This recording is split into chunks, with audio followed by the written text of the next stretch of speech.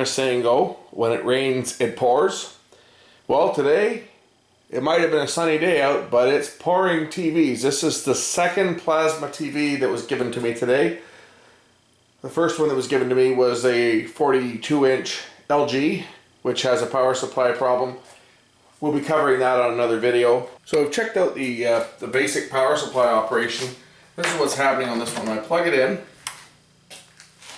The set will try to turn on.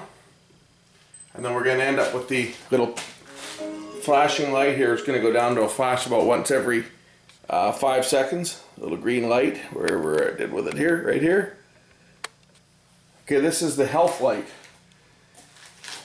And how you go about testing the set like this is telling me that there's a problem either on the Y sustain or the X, what I call the Z sustain, but I guess they call it the X main on Samsung. If we check our power supply voltages, we'll notice what's going on here.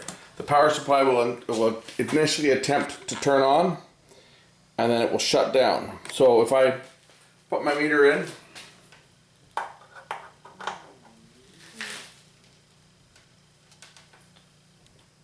and say scope my VS line, which is the 205 volts on this particular chassis, and we'll just attempt to turn the set on and off with the remote. So it should be off now. When I go to turn the set on, there we go. Okay, our 205 volts comes up, and then it goes off. So it's trying to start, and it's shutting down. Power supply is going into shutdown mode. If we check our power supply pin right here on the connector from the control board, VS on, we'll find that VS on comes high and then it goes low. It'll go up to about 3 volts and then it drops down to nothing.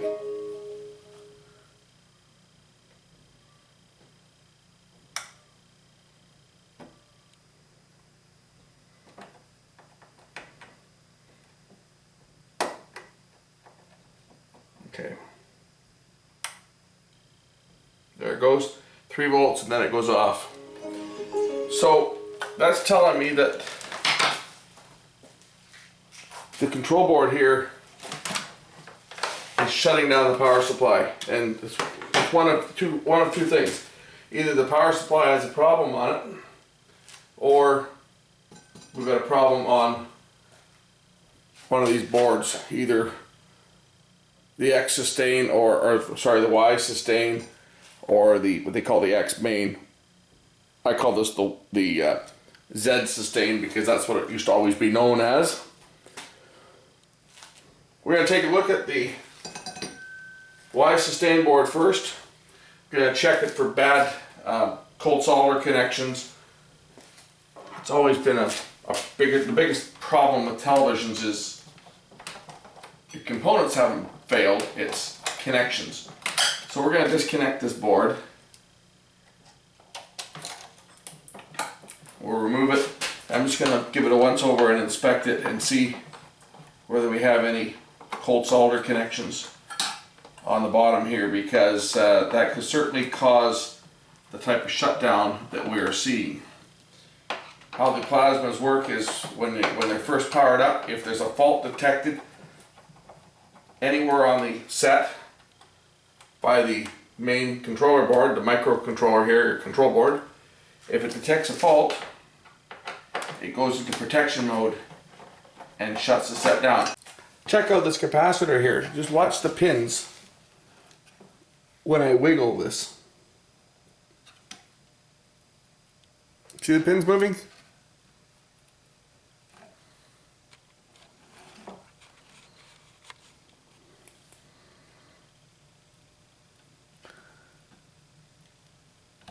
That's one connection right there that's suspect. We're going to resolder that one.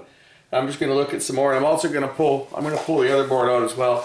We're going to take a look at that. If I find one connection that's questionable, then a good chance that there may be others. So we're just going to resolder any suspect connections on this board that I can find. That's the first one I found so far on this board. But I'm sure if I inspect the board closer, I probably will find more. I'm going to reflow any of these connections that look bad. So we'll start out by resoldering this connection here.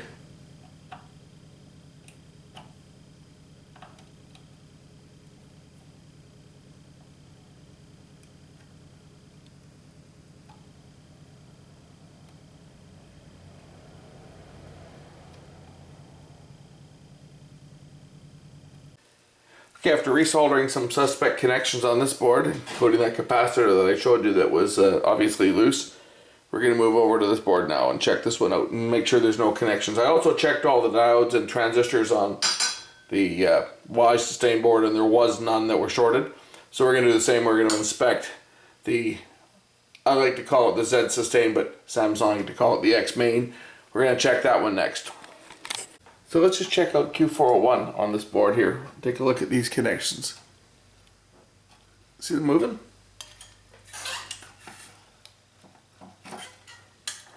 These ones right here.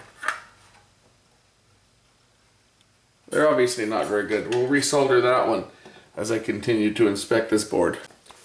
So after I check the Y sustain board and the Z sustain board, I don't find any components, and none of the FETs or any of the diodes or anything are blown on that board. So we're going to move over to the Y buffer board, which is this one here. This is the big board that's normally plugs into the Y sustain board over here. It has all these little edge connectors that connect to the plasma panel. We're going to check this for shorts. Now, I suspect that we have a problem with one of these buffer chips, because when the set first fires up, for a brief second before it goes out, you kind of get a bit of a glow to the picture, and there's a bit of brighter glow in the bottom section of the panel. So we're going to check this buffer board out for shorted ICs. And basically what these ICs do is each one of these ICs drives one of the lines of the panel. So this is a 720p panel, so there'll be 720 individual connections along here on these 8 buffer chips. The 1080 panels will have 12 buffer chips on them. These buffer chips are all the same, and basically how they work is they scan line by line. So there's sequential switches. They're charged by the Y sustain board, and they drive down and connect each line of the panel one by one. So how we're going to test this is we'll just put our negative probe on one of our test points here, and we'll just run down the connections. We're looking for short circuits. And I've just got my meter and diode test function. If we were to look at the output of the meter, we'll see like about a 0.7 volt drop, because it's going to measure each of these junctions like it would if it was a diode. So if you can see the screen on my meter there, I'm not even looking at the meter reading. I'm just going to listen for the thing beeping. If it shorts, if I pick a dead short up, then we know that we've got a bad buffer chip. And we're just going to go down all the pins all the way down. And as you can hear, so far we haven't found anything. Now remember I said that I saw what looked to be brighter lines just before the set shuts down in the bottom half of the panel, or the bottom, I guess the bottom 1/8 of the panel. That would be this chip here. So let's just continue and check this chip, because the one I think is shot is this one here. Well, that half of the connector is okay. Oh, we have a dead short. We have a dead short here. We have 2 dead shorts. So we have a couple transistors inside this IC that have shorted. And that's our problem with this set. These boards are relatively cheap, so I think what I'm going to do is I'm going to source a board, get a new board, put the board in this set, and that should fix this one. One thing I noticed looking at the traces on here is that the traces from this side of the connector all go to this chip, but half of this chip also goes over to connectors on this other connector, traces on this other connector, as does this chip here. If you look at the way that the board is laid out, traces come from here, go to that side of the connector, from here they go to this chip, from here they go to this side of the chip, and then the back side of these traces come through and go to through plated connectors that go to the other side of the board, which come through to these other chips. So the back side of these chips, this side of the connectors here, are fed from these chips. As you can see, these chips here don't physically connect to anything on this side of the board. They go through the board and through the board. So those four here, 1, 2, 3, 4, those four patches of traces will feed off to this connector and this connector, and they feed back to here. They feed to the back side of the board, and the top side of the board is fed from, well, that chip feeds this connector and this connector here. So, but anyway, we know that this chip is bad because the one that beeped, if we look at it again, the one that beeped is going actually to, looks like it's going right into here somewhere on this side of the chip. Right there.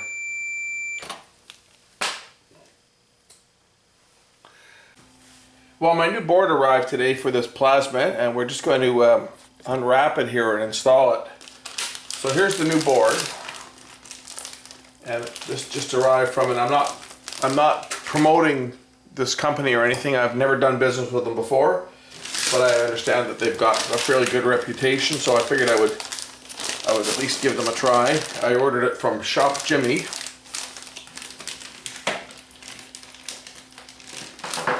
And now I can only figure out how to open the thing. It arrived in this nice anti-static bag to protect it during shipment. Okay, I'm going to take the replacement board out, and we're going to look at it. And the first thing I notice is that this board is not exactly the same. It has an extra connector right here. Everything else looks to be the same on it. It's just that it has this extra connector, which is not present on this one. I have a sneaking suspicion that that's just a ground connection, and that these are probably parallel together, and this one, the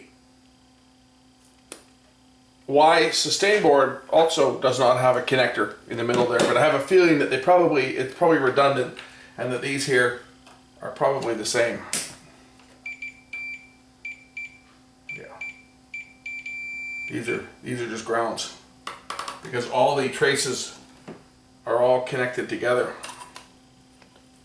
on these connectors here.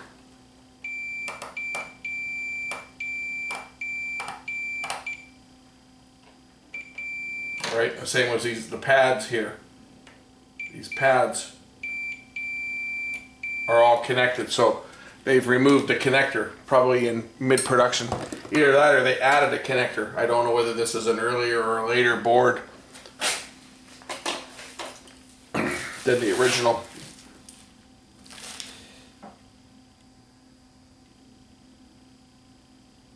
But it's got the same date, same revision.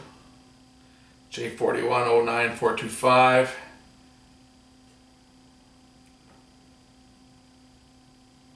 They've got, okay, this is FC76. This is an AA1 and this is a BA1. So I would imagine the board that was in here was a later revision, and maybe they felt they didn't need to put that connector on, so they just omitted the connector, because these two connectors are both connected together electrically. That and that are connected together, all the pins. Other than that, they all appear to be identical. Other components are all the same. So let's get this board in this TV and see whether we have a nice working plasma TV. So let's get the old board out of the way. and we'll just get the TV prepped to install a new board. Now what I did here is I put all the screws to hold the board in, the mounting screws, I just put them back in the set here to hold a placekeeper for them. So we'll just take the screws out. That way we can clip the board in and plug all the edge connectors back into it. And barring that there's anything else wrong with this set should power up. I'm gonna make sure that I've got all my connectors connected here first. Okay, let's get the board in.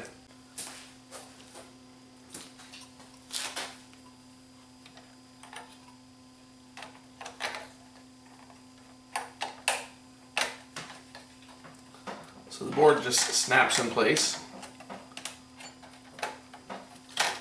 and the mounting screws secure it. So we'll get the mounting screws in now and then reconnect up the edge connectors.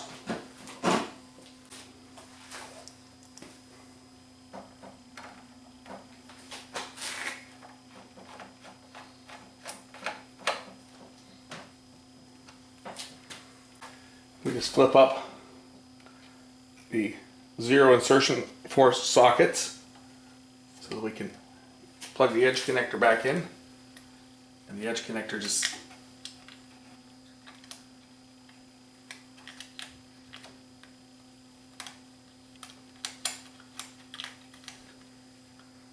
sometimes they're a bit finicky, but they just flip in like that.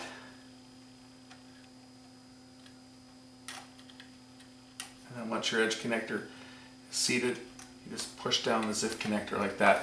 Stands for zero insertion force. You just do the same for the remainders.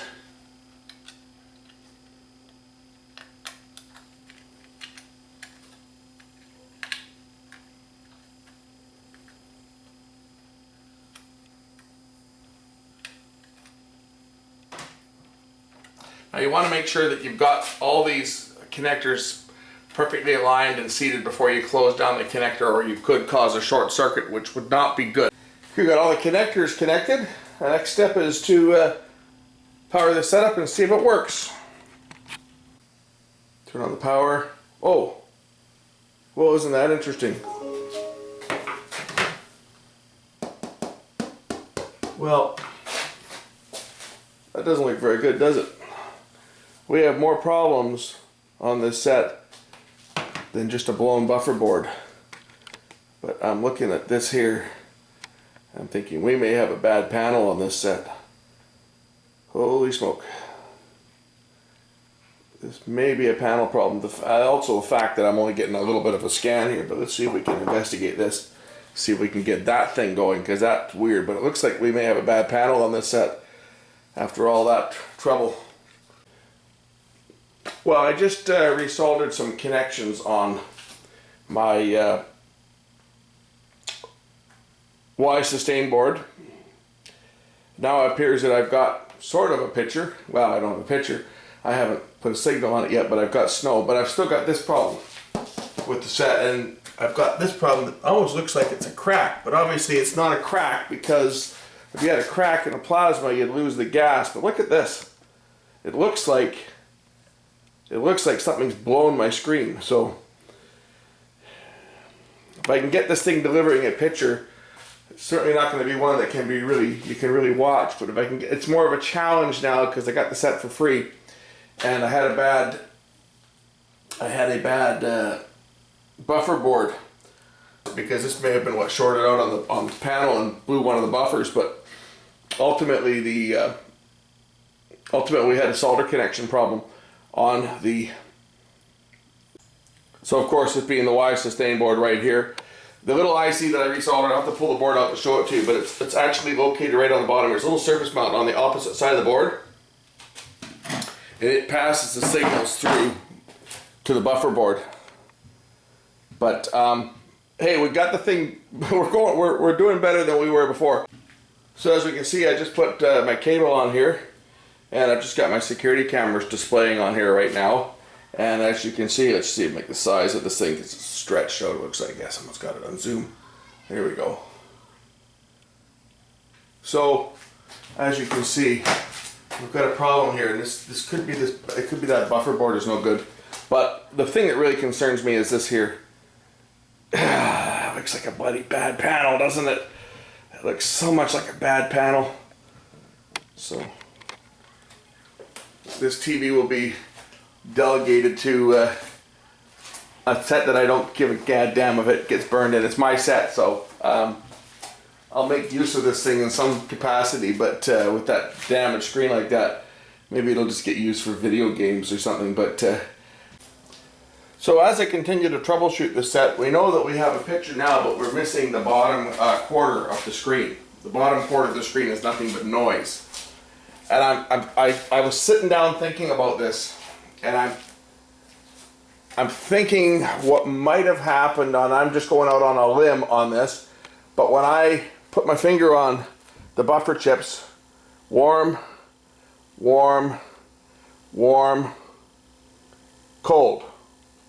The bottom buffer chip is not working at all.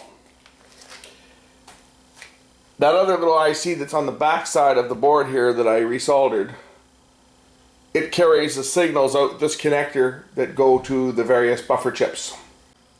My theory is this. Something struck this screen right here with enough force to cause an internal short. Not a sustained short, but enough of a short that it blew the buffer chip on this board. This buffer chip's got a short. We can measure between our power and along the connector here, and we get a short on this chip. Okay, we'll look at the scope. We'll just test some of the pins here. We have a signal. We have a signal. And oh, we have a signal. That should be the bottom one. Let's just check them all. There should be signals on 8 pins here. Signal on that one. That's 1, 2, 3, 4, 5, 6, 7, and the 8th one is up here. Going into the buffer board, and this IC itself is still not putting out anything. It's cold. Like the other chips are warm, this one's cold. I got a bad buffer. I got a bad buffer IC. I'm going to be contacting the supplier and let them know that the board they sold me is FUBAR, and please send me another one. So, in light of the fact that we've got signal on all of our 8 data lines going onto the board, which I suspected that we would, I'm thinking this board is just bad. I think probably what did do in the original board was something happened to this. I mean, it looks like a crack. If we look down here on this part of the screen, that looks like cracked glass. Now, obviously it can't be cracked glass because on a plasma TV, if you crack the glass, the gas is going to escape and the TV is not going to work at all. Period. But I think probably what's happened to this TV is something hit the set with enough impact to break the honeycomb glass that had the cells, the phosphorus cells. See, a plasma screen is made up of 3 parts. You've got the top part of the screen, which has got your electrodes running across the screen this way. And then you've got a back panel which has got your electrodes running up and down, the back pane of glass. And then in between them there's a honeycomb that has the phosphorus for each of the pixels, the subpixels, and the gas is stored in that honeycomb. It's under pressure, low pressure, that produces ultraviolet light when electrons flow through it, create a plasma discharge which lights up the phosphorus. That's the principle how they work. I think probably what happened is something hit the screen here with enough force that it damaged, it caused that inner glass plate to crack without breaking either the top or the back pane, so the the panel still has gas in it, and it probably caused a short, which blew out the bottom buffer. This one down here. As you saw earlier when I put the meter on it, there's a short on the buffer. I ordered a new buffer in. Unfortunately, the new buffer board, that chip is also bad. Now if I disconnect, you'll notice that if we look at the IC here, if we look at this chip, you'll notice that some of the traces go to this connector and some of the traces go up to this connector, about half of it. If I disconnect this one jumper that goes to the panel, the portion of the screen, about half of this goes dark.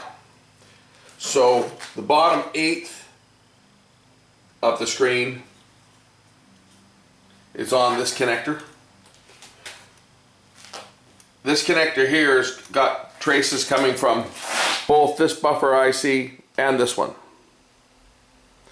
You can see the traces that come up to half of the connector here, and then the rest of the traces from this side end up going, actually go somewhere else, because the other half of this connector actually goes up to this buffer here.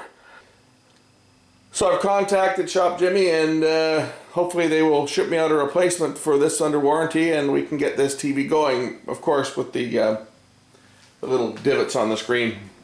But not much I can do about that. But at least I can get a working TV with a couple of dimples. So I just brought up my test patterns now, so we can go through the test patterns so you can kind of get an idea what's going on with this thing. So as we cycle through the colors, you can see that the entire screen actually can light up, but that's because the vertical drive is there. There's no horizontal drive. Our drive up and down, which would be the horizontal scan, is working, but the vertical scan, which is your Y buffer, for example, is not working on the bottom portion of the panel from here down. And we'll see when I get to the crosshatch. There's a perfect example as to what's going on here. Okay, we've got our X drive, which drives the panel this way from across the bottom. The electrodes on the X buffer board, which is on the bottom, which drives the grid of vertical electrodes. From the bottom, they're all working our horizontal electrodes, which is our Y buffer, which is divided into 8 chips, so 1/8 of each. So it actually could be 2 buffers that are bad, but I think it's just the 1 buffer. But anyway, there's 8 ICs, 4 for the top half of the screen, 4 for the bottom half of the screen. As you can see here, we've got nothing on the bottom half of the screen here, which is just confirming that our Y buffer board is not working properly.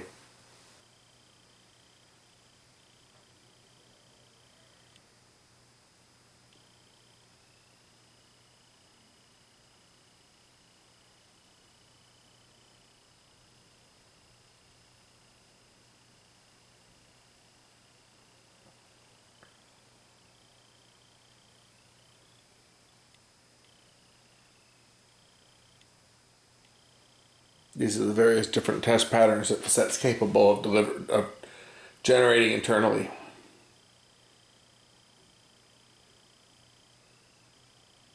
That's the good old whitewash, which you would use to try and remove burn-in that's happened. You can see at the bottom of the screen there what looks like a crack.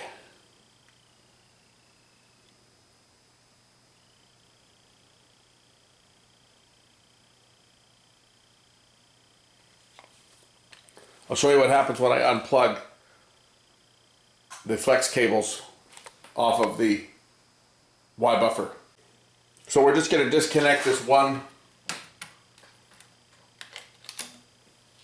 connector. Now this chip actually powers this connector, and it powers half of this other one here.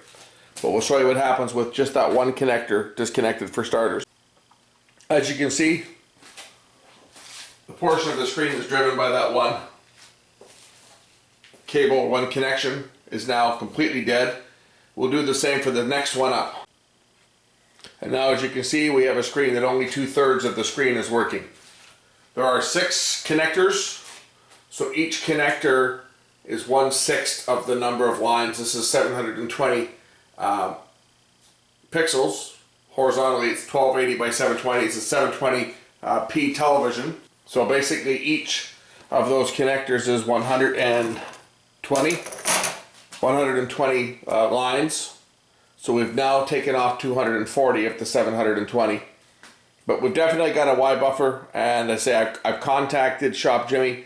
We'll see if they do the right thing by warrantying it and sending me out a new one, and see if we can at least get this thing to the point where it's watchable. Might make a nice gaming TV for somebody. Anyway, since I do have to order more parts for it, or at least try to get them to warranty this one, they say that all their parts come with a warranty. So let's see how well they honor that. I'm certainly not about to ship them the bad part back.